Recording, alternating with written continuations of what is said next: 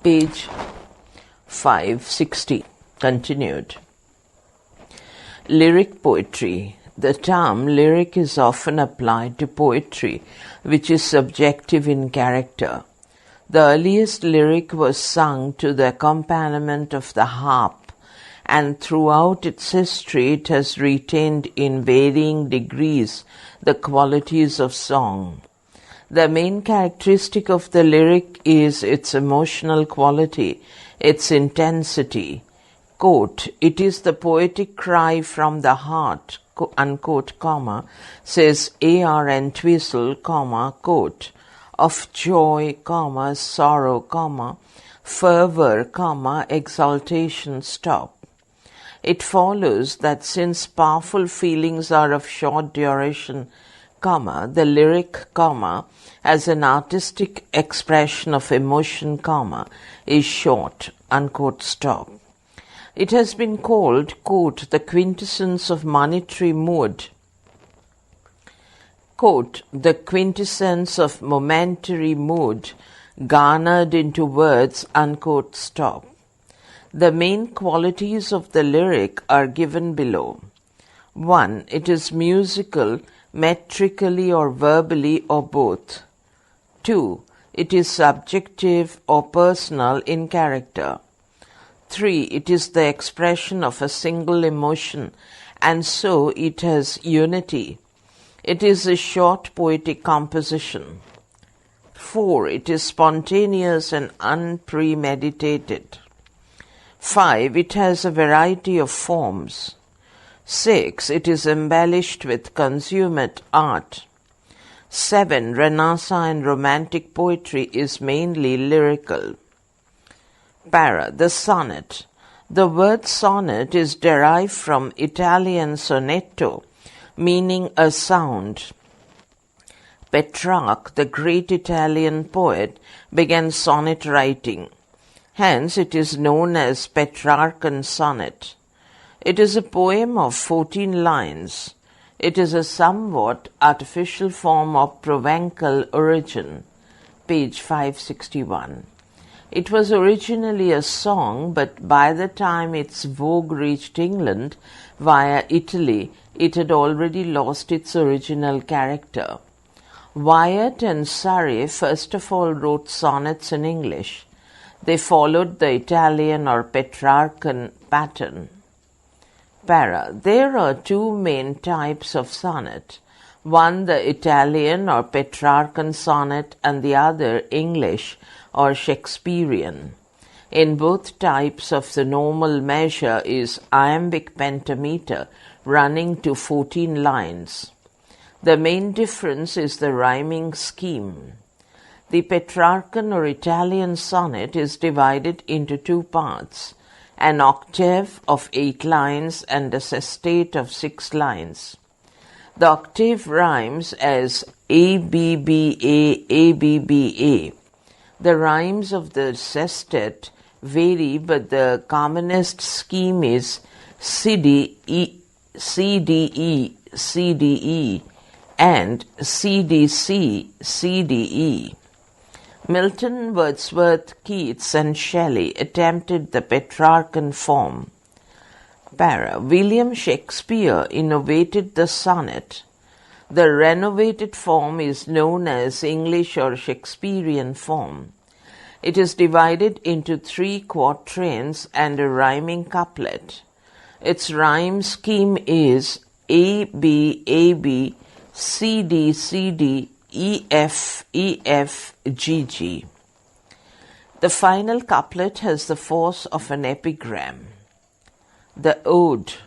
The ode is a lyric poem which expresses exalted or enthusiastic emotion in respect of a theme which is dignified, and it does so in a metrical form which is, as a rule, complex or irregular. An ode is expected to show an unusually free flow of feeling and imagery. In view of this, the poet, who must be full of his subject, if he has any real warmth of genius, will sing without restraint or control, and the structure of his verse will be such as will allow him to do so. Sir Edmund Gosse, Gosse, in the introduction to his English Odes remarked, quote, "Any strain of enthusiastic and exalted lyrical verse, directed to a fixed purpose, and dealing progressively with one dignified theme," unquote, para. Pindar, Pindar, the Greek poet, was the greatest writer of odes in antiquity. Because of the sublime and soaring qualities of his poetry, he was compared to an eagle. Among the Romans, Horace is the most accomplished writer of odes. His imaginative flight or rapture is less than that of Pindar, but he excels in grace and elegance. Para. An ode can be differentiated from a lyric. Whereas the lyric is concerned with a single phase of emotion, the ode deals with several phases, each expressed in stanza or in paragraph form. It is then an expression of intense, usually sublime emotion, and combines dignity of thought with elevation and complexity of form. The following are the distinguishing features of the ode. A. It is exalted in subject matter and elevated in tone and style. Neither the theme nor its treatment can be trivial or undignified. The poet is serious both in the choice of his subject and the manner of its presentation. He must show himself at the height of his power. Note, for example, the difference between the style of Wordsworth's poems on simple country scenes and incidents and that of his sublime ode on the intimations of immortality. B. It is longer than the lyric proper, for the emotion it embodies is of a kind that admits of development. It does not, like the lyric, aim at giving the effect of, quote, unpremeditated art, unquote, It may be full of deep and sincere emotion, but its expression is expected to be much more consciously elaborate, impressive, and diffuse. C. Unlike other forms of verse, it is often addressed directly to the being or object it treats of. The opening lines sometimes contain an apostrophe or appeal, which is characteristic of the whole treatment of the poem. Shelley's Ode to the West Wind begins, quote, O wild west wind, unquote, colon. Keats' Ode on a Grecian Urn, quote, thou still unravished bride of quietness, unquote, semicolon. Tennyson's to Virgil, quote, Roman Virgil, thou that singest, unquote, and so on. The mode is maintained throughout in each case. D. Sometimes it has for its theme an important public event like a national jubilee, the death of a distinguished personage, the commemoration of the founding of a great university. Marvell's upon Cromwell's return from Ireland and Tennyson's Ode on the Death of the Duke of Wellington are instances in point. Kinds of odes. The following kinds of odes are discussed below. 1. Pindaric odes. These are so called because the poets Cowley, Gray, and others sought to construct their odes on the model of Pindar's without having correctly understood the system upon which his odes were built up. To them the odes of Pindar appeared very irregular and lax in verse and arrangement. They had no idea that there is nothing more regular than the odes of Pindar, and that they are composed in elaborate measures, each of them maintaining a consistency of form. The result of this misconception was a set of odes wholly loose and undisciplined in form and measure. They are, on the whole, artificial productions. because though they aim at preserving the ancient form, they are not faithful to the spirit of that age or its complicated harmonies and technique. Page 562. Grace, the Bara, B-A-R-A, and the progress of poesy are examples of Pindaric odes. Para. The Pindaric ode consists of three parts: a stanza form known as the strophe, S-T-R-O-P-H-E, during the recitation of which the dancers made a turn from the right to the left. A similar stanza form known as the antistrophe, during the recitation of which the dancers made a counter turn from the left to the right, and a third stanza form, different in structure from the previous two, known as the epode, E-P-O-D-E, during the recitation of which the dancers stood still. This sequence of a strophe, an antistrophe, and an epode could be repeated any number of times in an ode of the type. 2. Lesbian or Horatian ode. The Lesbian ode was similar in form than the Pindaric and had therefore proved easier to imitate. As exemplified in English verse, it consists of a number of short stanzas similar in length and arrangement. The treatment is direct and dignified, and the thought clearly developed. It was popularized in Latin by two great Roman writers, Horace and Catullus.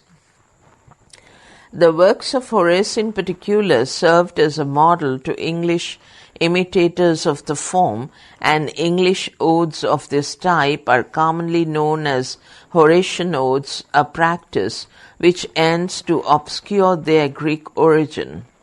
The following two stanzas form Morvell's, Morevell', upon Cromwell's return from Ireland, which is as lesbian, or as the author termed it. Horatian ode illustrate its characteristics. They describe Charles I's conduct on the scaffold.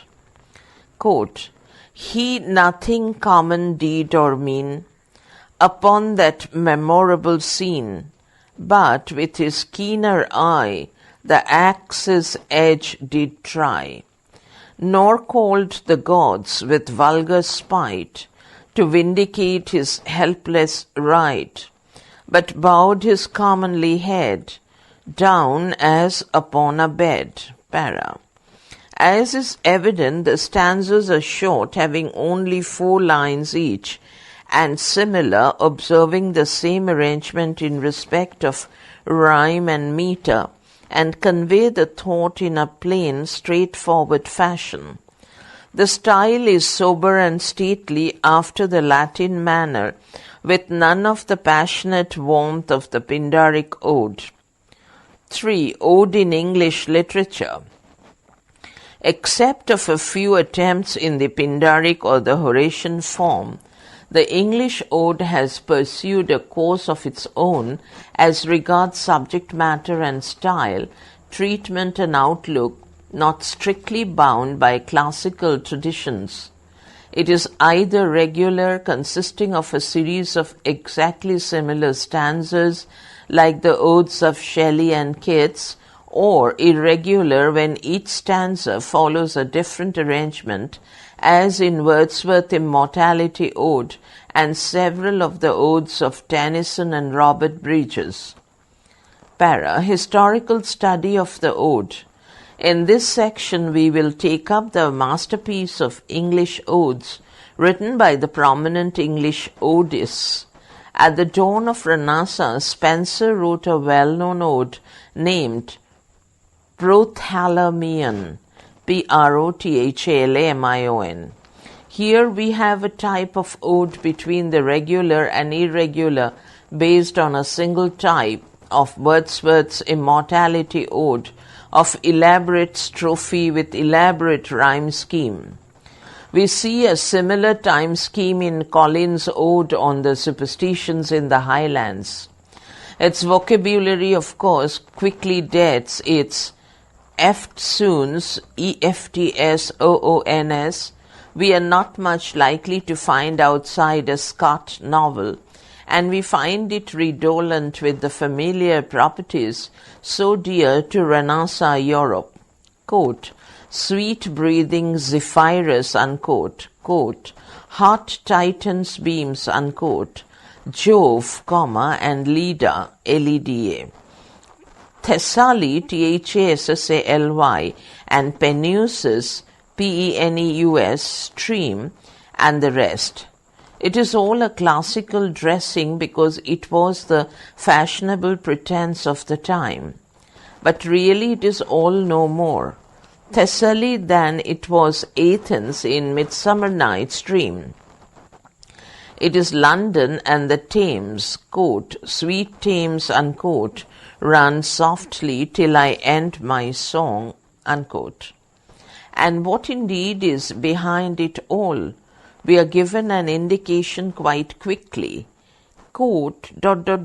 I whom sullen care, through discontent of my long fruitless stay, in prince's court and expectation vain, of idle hopes, which still do fly away, like empty shadows, did afflict my brain, walked forth to ease my pain, unquote, stop, para. That pain was the difficulty of making his position secure at court. Spenser never succeeded, and perhaps the gods were kinder, for had not Burghley, Burghley, spirited him to Ireland, we might never have had the poetry queen, have the fairy, Fairy, queen, Queene. Para. Spenser goes for a walk along the shore of silver-streaming Thames. The result is a quite astonishing poem, astonishing in its verbal melody and power of painting for us, all for the luscious use of an English springtime. Quote, then forth they all out of their baskets drew, great store of flowers, the owner of the field, that to the sense did fragrant odours yield. Page 563, para. The walk has more than refreshed the poet. It has put him again in countenance with the world. Suddenly the beauty of the day reminds him that the bridal day of the two children of his friend, the Earl of Worcester, is at last approaching, and he determines to weave a delicate fancy for theirs and his own delight. The bridal twain, the poet's fancy transforms into the two swans, for the moment the central figures of our picture. For sure they did not seem to be begot of any earthly seed, but rather angels or of angels' breed. Para. This whole poem we might call a subtly sustained compliment. Persian poetry can show us a surfeit of panegyric, and Elizabethan was by no means deficient in it.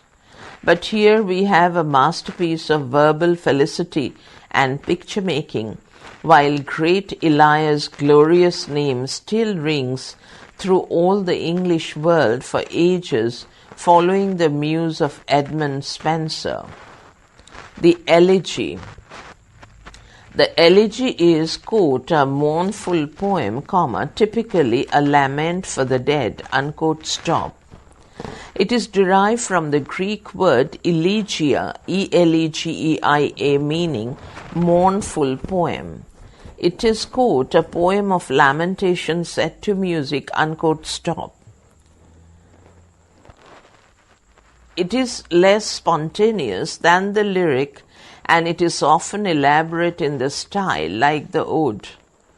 Quote, sometime death is the inspiration and sole theme, At other times, it is merely the common starting point from which poets have launched various themes, speculations on the nature of death and the hereafter, tributes to friends, the poet's own mood, even literary criticism. Unquote, stop, para. During the Renaissance, a conventional type known as the pastoral elegy came into prominence. In it, the poet, in the guise of a shepherd and in a pastoral setting, mourns for a companion.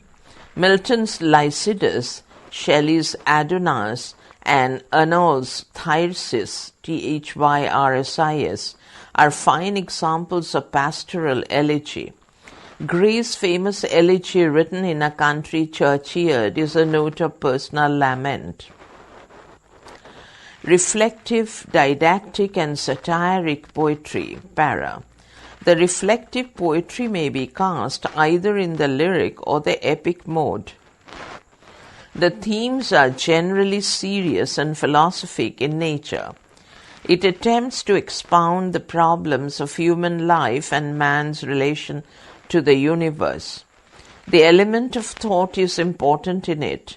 Shakespeare's sonnets, Milton's Paradise Lost, Wordsworth's Immortality Ode, Keats' odes, Shelley's lyrics, etc. are examples of reflective poetry. Para. There is a thin differentiating line between lyrical and reflective poetry. It is very entertaining indeed to have contemplative study of such types of poetry. The entire attempts of this article are geared towards focusing on this very aspect of peeping into poetry. Para. The poetry that we call lyrics or lyrical poems are basically short and easy. They are direct expressions of the poet's thoughts, feelings, and sentiments. In the past, in the ancient Greece, the lyrics were recited to the accompaniment of an instrument called, quote, lyre, unquote, stop, Lyre. In the context of today's scenario, lyrical songs are sung to the tune of the guitar. Para. But there are lyrical poems you may find unsuitable for singing. Poems like Pope's Essay on Man and Wordsworth's Prelude are such a long in length that one cannot call them lyric. They are too much thoughtful. Therefore, a lyric involves feeling rather than thought. Para. Wordsworth's The Rainbow deals with beautiful reflection on nature. Quote, my heart leaps up when I behold a rainbow in the sky. So was it when my life began. So it is now I am a man. So be it when I shall grow old, or let me die. The child is father of the man, and I could wish my days to be bound each to each by natural piety. Unquote. Para. This poem is lyrical in real sense of the term, expresses the feeling of joy. If Wordsworth had thought of describing the effects of nature on human beings, it would have been reflective poem rather than being lyrical. Para. Now you can slightly make a difference between the two. Lyric is a sort of a poem expressing feelings and emotions. No, on the other hand, reflective poem is long and more thoughtful. Though the subject matter of lyrical poetry is love, there are also the sadder topics like fear, hatred, and death dealt with. Para. The lyrical sense is almost universally popular in modern times. The Japanese verse called haiku is nothing but a lyric. Remarkable lyrics have been written by the poets like Robert Frost, T.S. Eliot, E. Cummings, William Butler Yeats, and Dylan Thomas. Para. Didactic poetry is instructional poetry. The poet expected the reader to learn skills, science, philosophy. Page 564. Love, crafts, etc. from the didactic verses. Hesiod, Hesiod, is considered the first didactic poet. Didactic poetry was usually written in the dactylic, D-A-C-T-Y-L-I-C, hexameters of epic poetry, even when the purpose was humorous. It was not considered its own genre. Para. The primary intention of didactic art is not to entertain but to teach. Didactic plays, for instance, teach the audience through the use of a moral or a theme. An example of didactic writing is Alexander Pope's An Essay on Criticism, 1711, which offers a range of advice about critics and criticism. An example of didacticism in music is the chant Ut quent, Queant, laxis, Laxis, which was used by Guido of Arezzo, Arezzo, to teach solfege, solfege syllables. Para. The term didactic is also used as a criticism for work that appears to be overly burdened with instructive, factual, or otherwise educational information to the detriment of the enjoyment of the reader. Edgar Allan Poe called didacticism the worst of heresies in his essay, The Poetic Principle. Para. The aim of satiric poetry is to correct the sins and follies of society by means of ridicule. It lacks in emotional and imaginative content. It is often colored by personal prejudices and, quote, rancor of mind that tastes life, unquote, with a distempered appetite. Juvenal and Poe, the illustrious satirists, present pictures of their times. Satirists are either reformers or men with a grievance. Para. Satire is primarily a literary genre or form, although in practice it can also be found in the graphic and performing arts. In satire, vices, follies, abuses, and shortcomings are held up to ridicule, ideally with the intent of shaming individuals and society itself into improvement. Although satire is usually meant to be funny, its greater purpose is often constructive social criticism, using wit as a weapon. Para. A common feature of satire is strong irony or sarcasm. Quote, in satire, irony is militant, unquote, but parody, burlesque, exaggeration, juxtaposition, comparison, analogy, and double entendre are all frequently used in satirical speech and writing. This militant irony or sarcasm often professes to approve or at least accept as natural the very things the satirist wishes to attack. Para. Satire is nowadays found in many artistic forms of expression, including literature, plays, commentary, and media such as lyrics. 20th century satire. In the 20th century, satire was used by authors such as Aldous Huxley and George Orwell to make serious and even frightening commentaries on the dangers of the sweeping social changes taking place throughout Europe and United States. The film The Great Dictator 1940 by Charlie Chaplin is a satire on Adolf Hitler. Many social critics of the time, such as Karl Kraus, Dorothy Parker, and H.L. Mencken, M-E-N-C-K-E-N, used satire as their main weapon, and Mencken in particular is noted for having said that, quote, one horse laugh is worth 10,000 syllogisms, unquote, in the persuasion of the public to accept a criticism. Joseph Heller's most famous work, Catch-22, satirizes bureaucracy and the military and is frequently cited as one of the greatest literary works of the 20th century. Novelist Sinclair Lewis was known for his satirical stories such as Babbitt, Main Street, and It Can't Happen Here. His books often explored and satirized contemporary American values. Para. The film Dr. Strangelove from 1964 was a popular satire on the Cold War. A more humorous brand of satire enjoyed a renaissance in the UK in the early 1960s with the satire boom led by such luminaries as Peter Cook, Alan Bennett, Jonathan Miller, and Dudley Moore, whose stage show Beyond the Fringe was a hit not only in Britain but also in the United States. Other significant influences in 1960s British satire include David Frost, Eleanor Bron, and the television program That Was the Week That Was. Paul Krassner's Krassner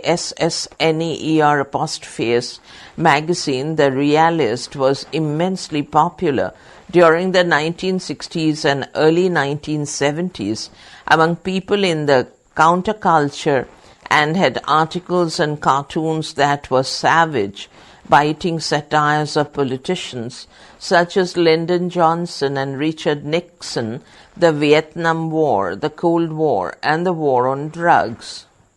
Stop.